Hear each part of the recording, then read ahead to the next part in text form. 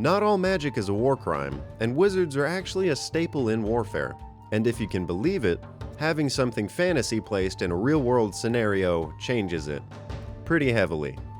Everyone has their own view of what might happen, and most of the time it's used to amplify the destructive force of war. Magic actually works much like a culture or religion, requiring heavy study and a lot of practice. Having that said, its ties to wars should also be similar. Different schools can clash borders, new practices can fight to overthrow old orders, and areas can be invaded to collect magic resources. Because magic as a whole transcends nations, these wars can start anywhere, battles can spark and die in a matter of seconds, and no one is safe from the amplified destruction. A rule of thumb for magic on the battlefield: try to keep the power of both forces somewhat balanced. If you really do want a dragon flying around, there'd better be another one to take it on. Because if one solid wizard takes on a small band of soldiers, there will not be a battle, just one fireball.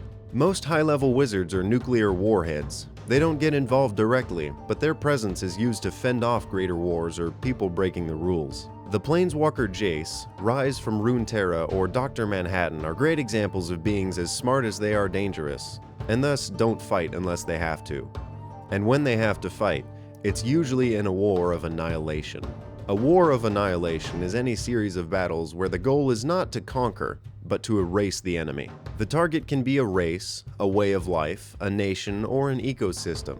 In fantasy, the one who wages a war like this is often an outsider. I'll make my tyrant an alien from the far realm named... His method, like most outsiders, is to pick a starting point.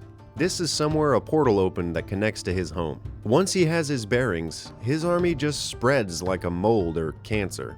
Instead of picking a route, they just expand in a slow flood of genocide until they can't go any further. The opposition would have to carve a path all the way to the source and cut the leader off from the war. Either kill a dictator or close a portal, and then mop up the mess. The only way a war of annihilation ends is with annihilation.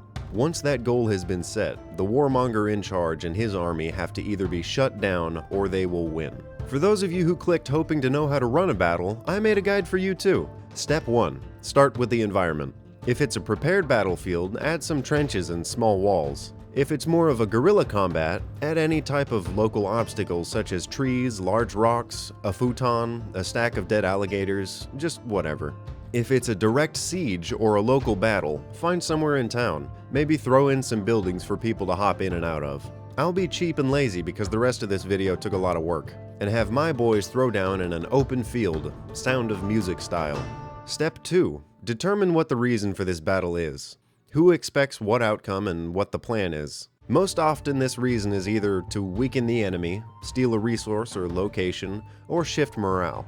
For my little battle, I'll make it a fight for independence. One side is fighting passionately for their lives, and the others were drafted and sent here to snuff out the rebels. Step 3. Relate it to some strategy game like chess, Risk, or blackjack. Have unit tokens, where one token relates to a chunk of the army. Regardless of scale, you should have no more than 10 units to make it easier for yourself. So how many troops is this battle worth, and how effective are the units? My field is just outside a rebel town's border, and the rebels trekked forward to catch the invaders by surprise. To do this effectively, there can't be too many of them.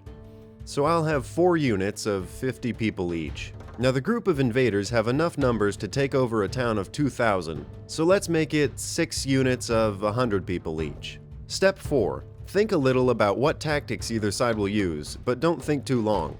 If you play chess against yourself, you'll predict and counteract every move. These battles are fast and hectic, not miniature arms races.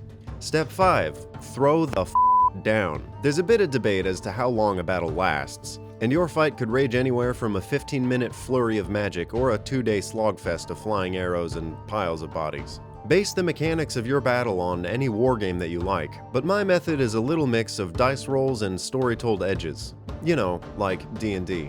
So round 1, or the first set of events, is the Sneak Strike. This is my surprise round where arrows fly through the night sky that hides the rebels' location and picks off some of the enemies.